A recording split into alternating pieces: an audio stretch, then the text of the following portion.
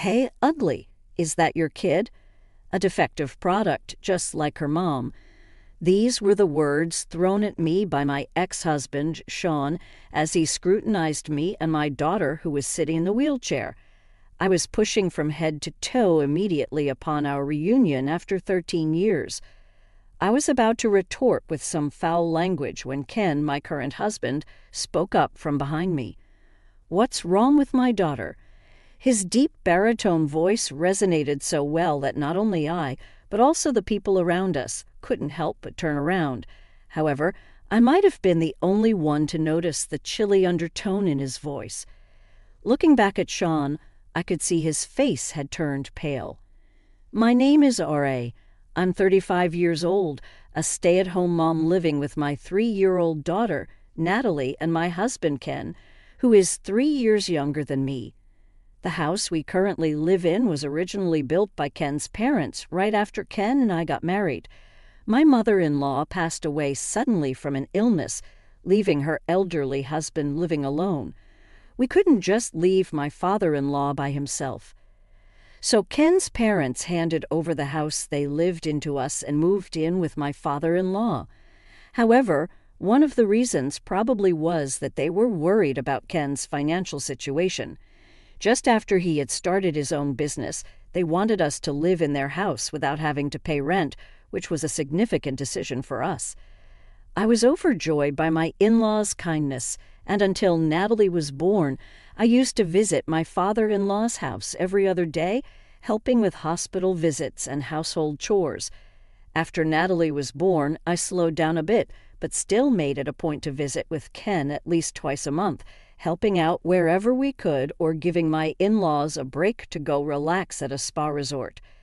My in-laws always expressed their gratitude, saying, "We're really thankful for all the help, especially during such a busy time with the baby. And Ken is indeed married a wonderful person." To me, no amount of effort could repay the kindness Ken's family, including his parents and twin sister Sally, have shown me. They saved my life not once, but twice. Ken was marrying for the first time, but I had been through a failed marriage before. I met my first husband, Sean, when I moved to New York for university and started living in an apartment. We became friends as we moved in on the same day and shared information about nearby supermarkets, home improvement stores, and affordable restaurants. Sean attended a prestigious private university known for its stylish campus and media presence, quite different from my practical university. He was tall, handsome, and he often said, "A lot of students at my university come from privileged backgrounds, making it feel claustrophobic for someone from the countryside like me. You and I are alike. It's easier because we don't have to put on airs." And so he started to spend more time at my place, eventually leading to us living together like a couple. Back then, I couldn't believe I was dating a handsome guy like Sean and thought, I might not have the glamour of the female students on C's campus, but I can be a comforting presence. I ended up doing all the housework like cooking, cleaning, and laundry, which in hindsight was absurd.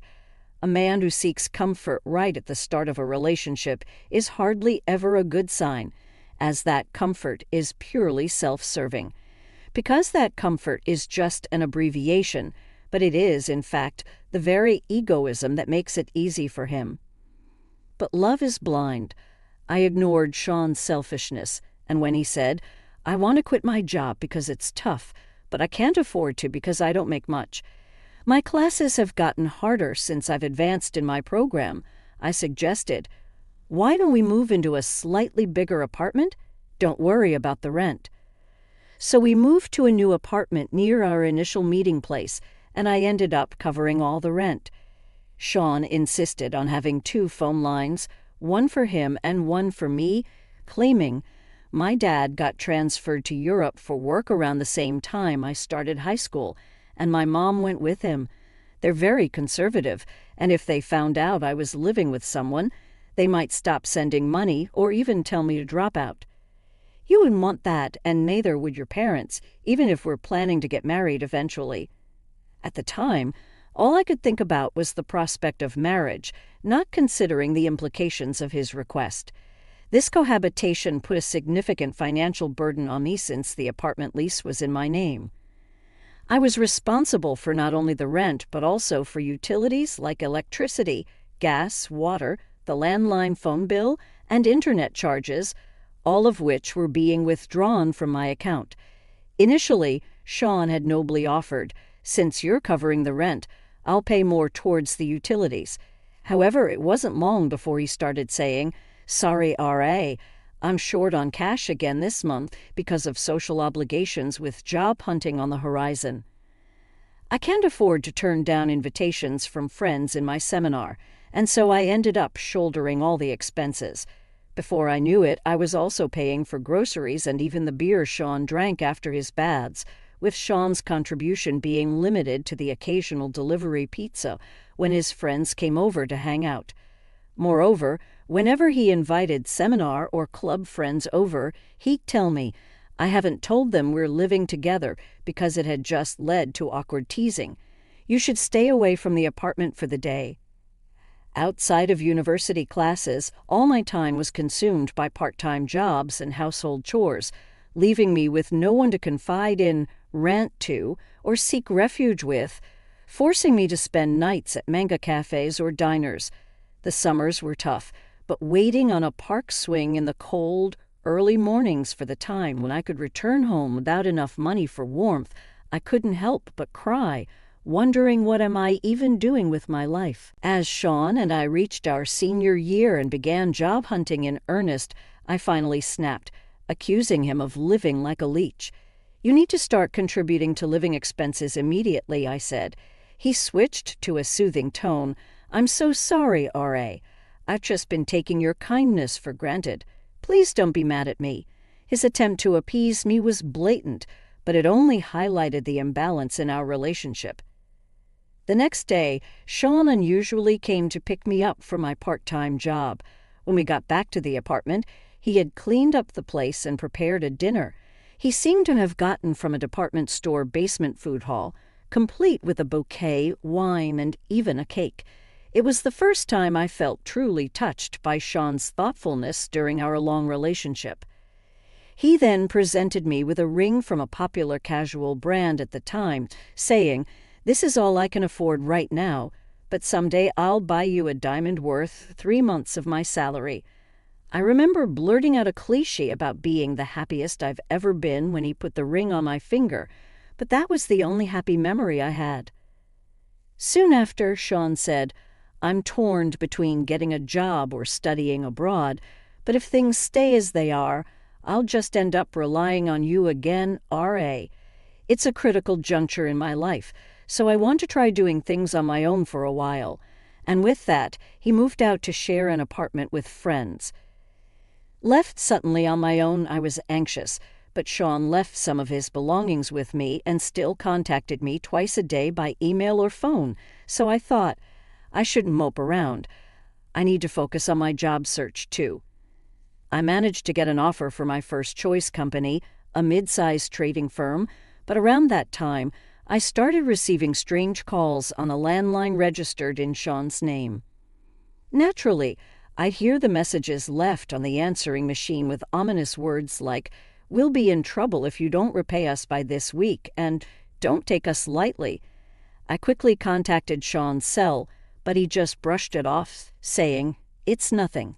Don't worry about it." Then letters began arriving in the mail filled with words like payment reminder and final notice. When I confronted Sean more forcefully, he snapped, saying, "Stop nagging. I've been putting up with someone as ugly and defective as you this whole time, so the least you can do is pay this off as a thank you." After that, he stopped answering my calls. Deceived by his regular contact, I realized too late that I hadn't asked for Sean's new address. When I tried contacting his university, they refused to give me any information, saying, "We can't disclose that to unrelated individuals." Desperate for any clue, I opened some of the cardboard boxes Sean had left in the apartment.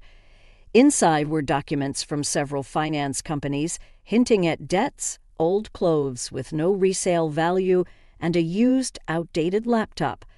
There was nothing that could lead me to Sean's parents' address or his current whereabouts, making me realize I was nothing more than a source of money to him. But things got worse when, not long after losing contact with Sean, two men in suits showed up at my apartment, informing me that as Sean's wife and guarantor for his debts, I was expected to repay them promptly.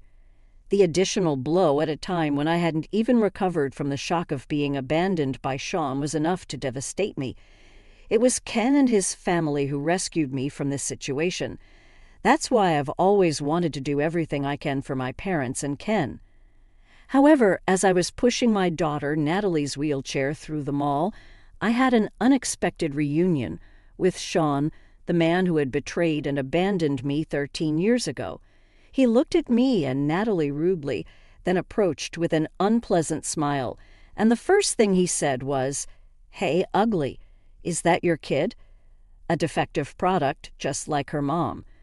I was about to lose my temper, not just at the insult to me but to my innocent daughter, when a man stepped in between Sean and me. It was Ken, my husband. "What's wrong with my daughter?"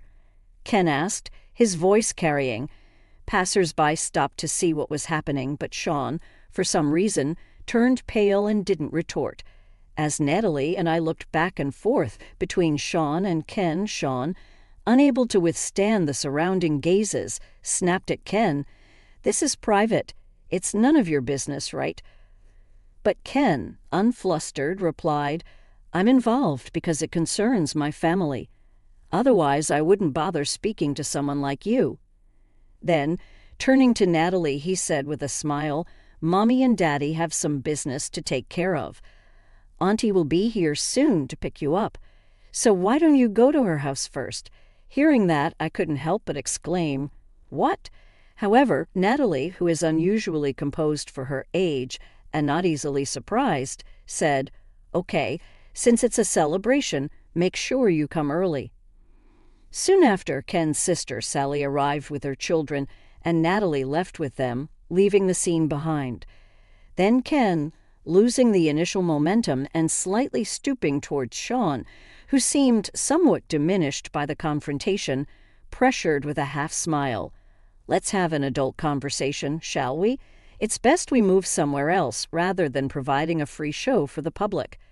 Sean, not particularly short, but significantly overshadowed by Ken's near 6'3" stature and faced with Ken's unsmiling gaze, probably thought it better than being goaded by onlookers and surprisingly agreed to Ken's suggestion to change locations. The three of them took a taxi and arrived at the building housing Ken's office.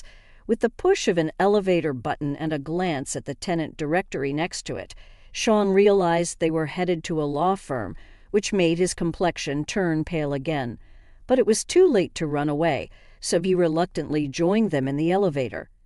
On his supposed day off, Ken appeared with a stern face, bringing his wife, me, and a guest, which surprised the office staff. However, by the time we were escorted to the back reception room, they had regained their composure. Watching Ken's profile, I too managed to calm my nerves. The only one who remained visibly restless and uneasy was Sean.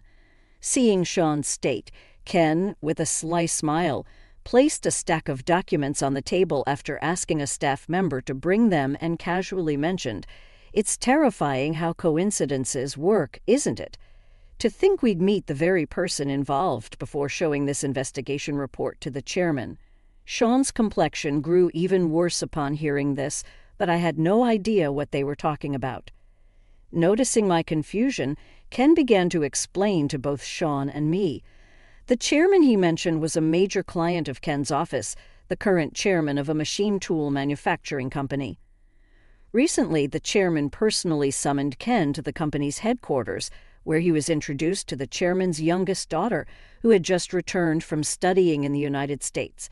The chairman had a special request. He wanted an investigation into a man's background to be kept confidential, and there in the sales department was none other than Sean Smith.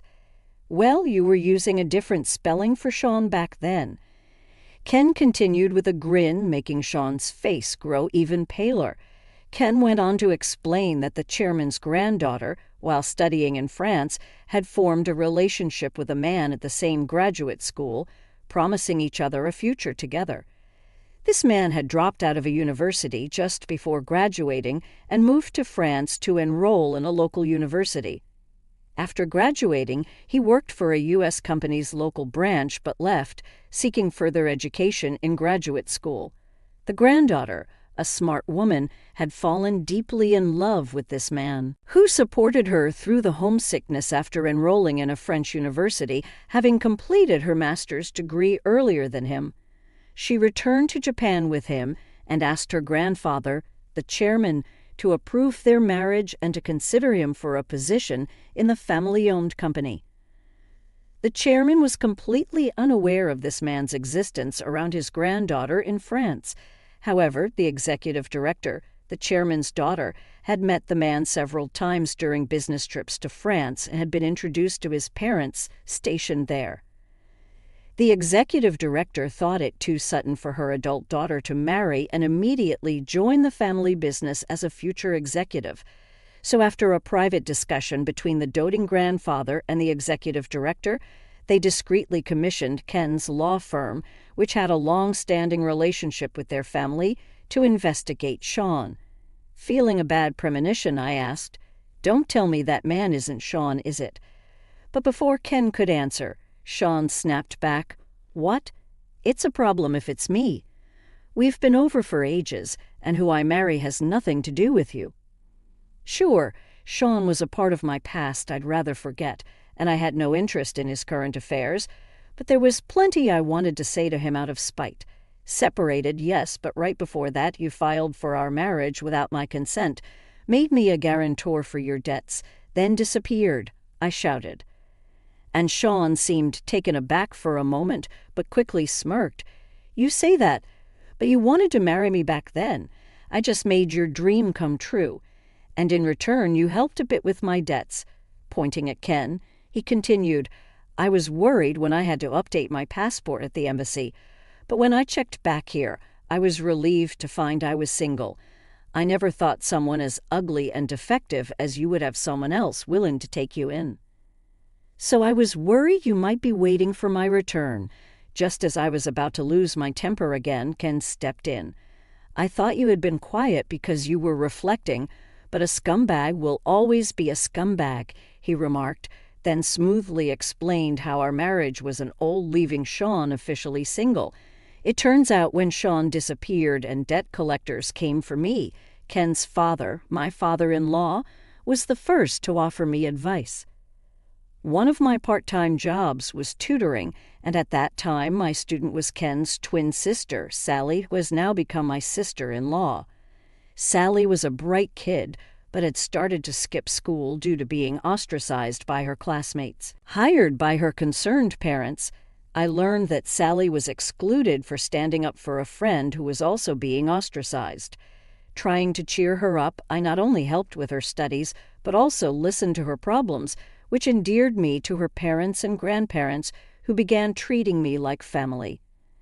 Sally happened to be visiting with her mother to share the news of her recommended admission to the college she wished for right when the debt collectors showed up at my apartment.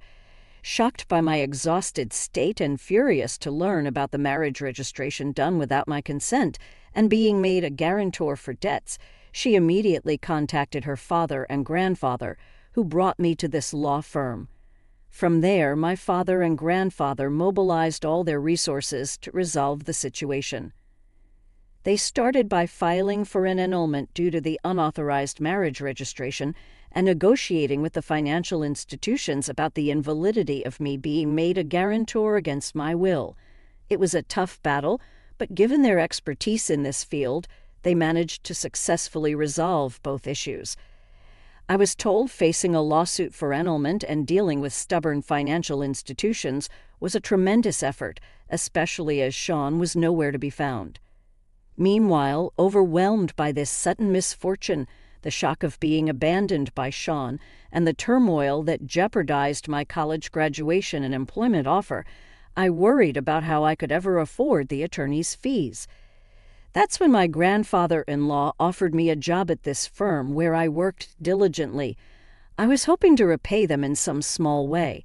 Despite my efforts to pay the attorney's fees, the Bar Association's regulations only allowed me to cover the actual expenses with a little extra. Thanks to their efforts, the marriage was ultimately annulled, and I was also released from being Sean's guarantor for his debts. So technically, you're not Raz's ex-husband. You're just a blemish on her life, they told Sean. Still, Sean seemed unable to grasp the gravity of the situation, retorting, "Well, having a marriage history with such a woman would be boring anyway. And as for the debts, they're probably statute barred by now." At that moment, Ken burst into laughter. Facing Sean's confused reaction, Ken retorted, "The statute of limitations hasn't kicked in. I believe you'll be seeing some collection efforts starting this coming week." Sean might have thought that after 13 years, his debts were time-barred, but thanks to my grandfather-in-law, I was removed as a guarantor.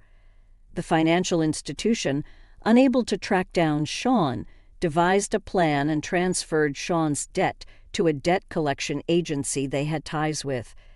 In cases like Sean's where repayment was dodged or delayed, making the bad debt unrecoverable, financial institutions often sell these debts to debt collection agencies.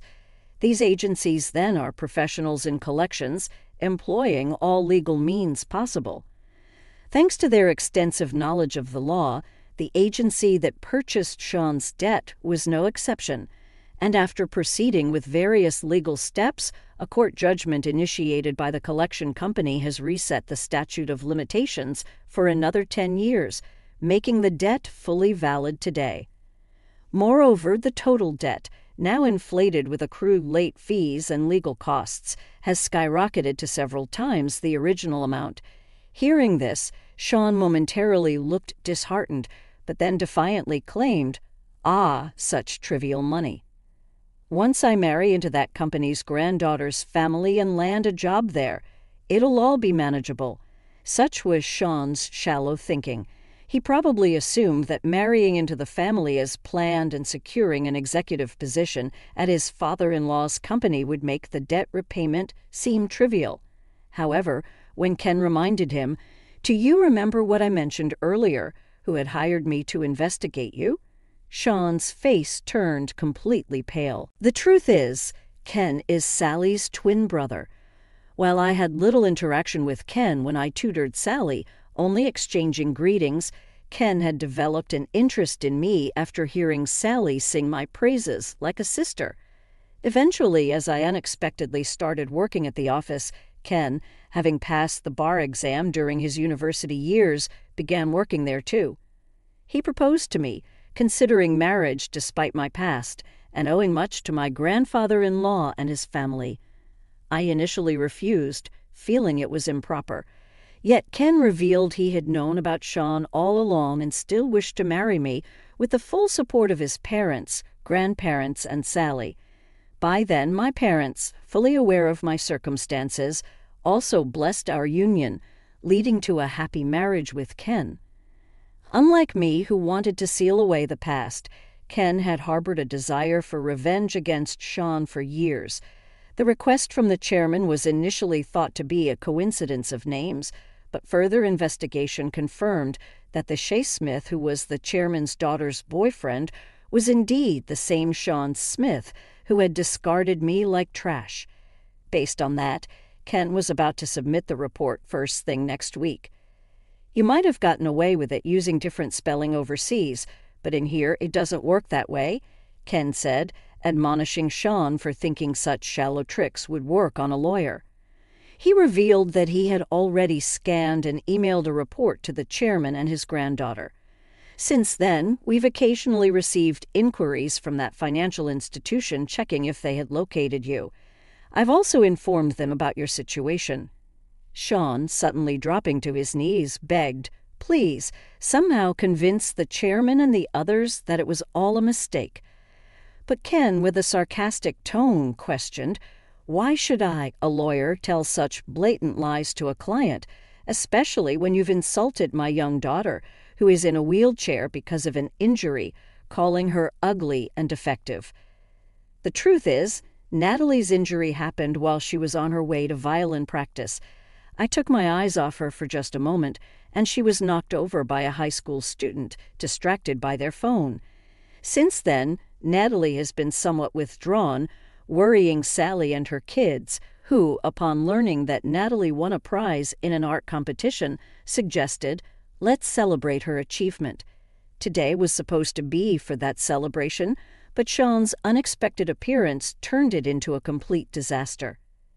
Ken, utterly doting on his daughter, was undoubtedly furious, not just because of Sean's past actions, but also because of the vile words directed at Natalie.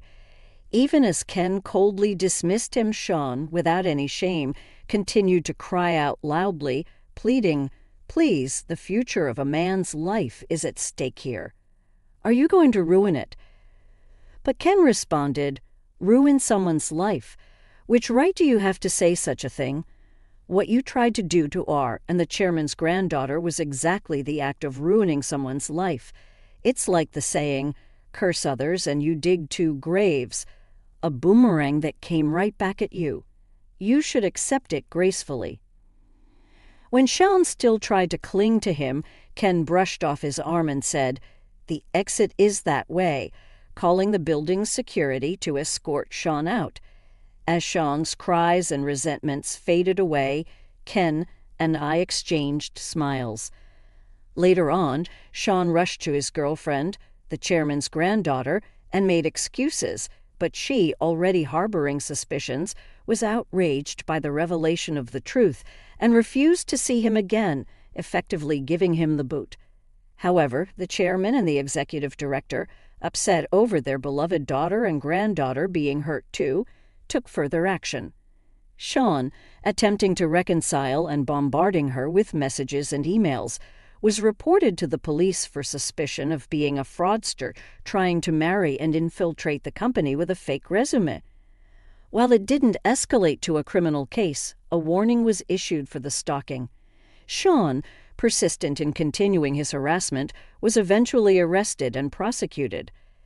Though he received a suspended sentence with probation instead of jail time, the conviction meant he could find employment nowhere, not just outside of Tokyo, but across the entire country. Despite superficially returning to his normal life, finding himself in a desperate situation, Sean once again tried to go to America, hoping to find employment there. But with a criminal record, he struggled to obtain a visa and had to give up on that plan. Moreover, after learning everything from the chairman and the police, his parents disowned him, leaving Sean truly alone, facing unavoidable debt repayment. He tried to find odd jobs, but without a smartphone due to being blacklisted, an expired driver's license, and no fixed address, decent work was impossible to come by. I heard through the grapevine that he ended up working for a shady handyman service introduced by the debt collectors, living in a dormitory with no privacy and working from dawn till dusk. But I decided to forget about it as soon as I heard, as it had nothing to do with me. On the other hand, Ken and I moved from our suburban house to a condo near the private elementary school Natalie plans to attend once her injury had healed. Natalie, who has been averse to taking the train since the accident, liked the bus accessibility and the view from our high-rise apartment, seeming happier every day. The previous house was a remodeled version of Ken's parents' home, so when Ken suggested selling it to move, I worried about what his parents would think. However, they, enjoying their second life in a warm seaside town, told us, "The happiness of our son, his wife, and our granddaughter is what matters most. Don't worry about us." They actually encouraged us to go ahead with the move. Being closer to my workplace means more time spent with the family than before. It was a good decision. Ken, enjoying the new life as much as